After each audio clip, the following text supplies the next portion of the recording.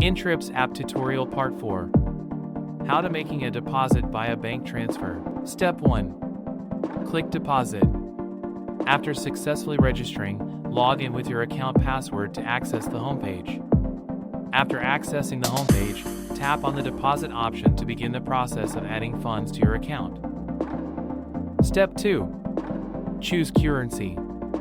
Select your country from the list provided, example, UK.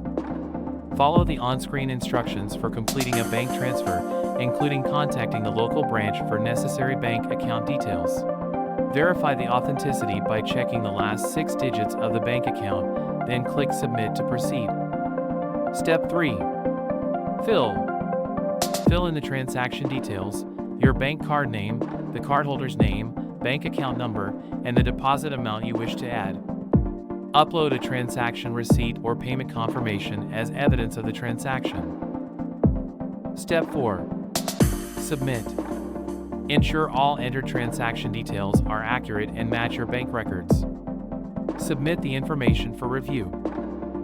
Upon approval, the deposited amount will be converted to USDT based on the current exchange rate and credited to your inTrips wallet, completing your deposit process. Thank you for your attention. Download the inTrips app.